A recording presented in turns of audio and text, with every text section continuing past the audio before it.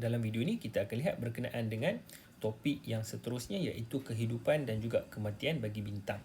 Okey, jadi bintang dia juga melalui proses kelahiran dan kematian seperti manusia lah. Bintang itu dia hidup dan mati sama macam manusia. Jadi macam mana proses ini berlaku? Okey, kita lihat bagaimana bintang lahir. Okey, jadi bintang ni dia lahirnya daripada nebula ataupun awan-awan gas dan juga batu-batuan yang terkumpul dalam nebula. Jadi kadang-kadang kita lihat gambar-gambar daripada internet tentang alam semesta ni kan. Kadang-kadang kita nampak gambar yang cantik seperti yang dalam gambar ini, dan juga yang biasa kita kenal adalah Orion lah. Okey, Orion Nebula itu antara yang terkenal. Jadi dekat kawasan Orion Nebula itulah kawasan yang mana bintang lahir. Okey, jadi dekat nebula itu adalah tempat kawasan bintang lahir. Baik.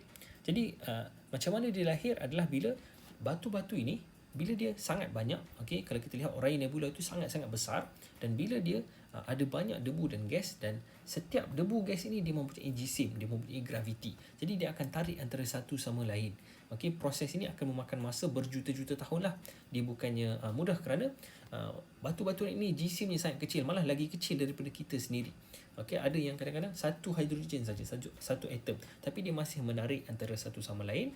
Jadi bila proses ini berlaku selama jutaan tahun, dia menarik antara satu sama lain sehinggalah dia membentuk satu kawasan yang mana kawasan ini adalah gumpalan batuan sfera daripada debu-debu tadi.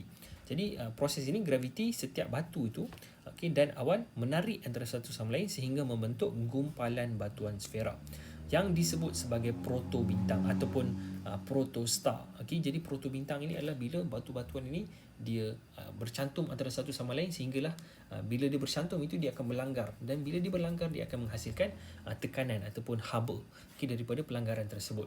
Dan proses ini dia bukan sekejap lah, dia bukannya 1-2 hari, tetapi dia mengambil masa ratusan juta tahun. Seperti dalam gambar Orion yang kita pernah tengok itu, dia nampak sama saja, tapi dalam beratus-ratus tahun yang akan ratus juta tahun yang akan datang dia akan berubah lah. Okey, sebab proses untuk bintang lahir itu dia mengambil masa jutaan tahun. Jadi apabila graviti sangat kuat, bila batu-batuan ini sangat-sangat kuat, apa yang berlaku adalah teras tu, okey, batu itu bercantum dekat teras tu, dekat tengah-tengah tu, dia sangat kuat sebab graviti yang tarik itu sangat kuat. Jadi dia menyebabkan lagi banyak geseran. Okey, bila lagi banyak geseran, maka tekanan dekat situ akan lebih kuat. Okey, lagi banyak haba yang dihasilkan. Jadi dia akan menyebabkan teras itu tengah-tengah itu sangat-sangat mampat dan juga sangat panas lah. Okey, kalau kita lihat pada gambar rajah ini, graviti dia menarik ke dalam, dia menarik ke arah teras bintang, tetapi tekanan dia menolak keluar, menyebabkan dia menjadi bentuk sfera lah. Okey, dan jika suhu teras tersebut yang tadi kita sebut teras tu, bila dia mencapai 10 juta darjah Celsius, jadi ini penting lah. Okey, ini adalah dia punya cut off antara bintang yang boleh jadi bintang, protobintang yang boleh jadi bintang, dan yang gagal menjadi bintang. Jadi apa bezanya adalah bila suhu terasnya mencapai 10 juta darjah Celsius. Okey, 10 diikuti oleh 60 lagi di belakangnya. Jadi bila dia mencapai 10 juta darjah Celsius, maka akan berlakulah pelakuran nuklear. Okey, macam saya sebut tadi, definisi bintang adalah objek yang menghasilkan pelakuran nuklear, menghasilkan cahaya dan haba melalui proses pelakuran nuklear. Dan bila suhu teras itu mencapai 10 juta darjah Celsius, maka gumpalan sfera ini kita namakan dia sebagai bintang. Jadi dari sinilah lahirnya sesebuah bintang. Okey, jadi untuk kita sambung lagi berkenaan dengan matahari kita. Jadi matahari kita juga adalah sejenis bintang lah. Okey, yang mana suhu dia, kita nak tanya dulu berapa suhu matahari. Okey, kita lihat matahari dekat bumi ini, kita kadang-kadang rasa panas, tapi berapa sebenarnya suhu matahari? Okey, dan juga berapa umur matahari untuk kita kenal matahari kita, dan bila ia akan mati. Dan yang terakhir adalah apa yang akan berlaku ketika matahari berada di penghujung umurnya. Okey, jadi kita jawab setiap satu lah. Yang pertama, berapa suhu matahari? Jawapannya adalah sekitar 15 juta darjah Celsius. Jadi teras tu dekat tengah tu adalah 15 juta darjah Celsius. Maksudnya dia melebihi 10 juta. Jadi bila dia lebih 10 juta, maka berlakulah proses pelakuran nuklear. Okey, dan permukaan dia, kita kena ingat matahari ni dia bukan teras saja, dia ada lapisan dia.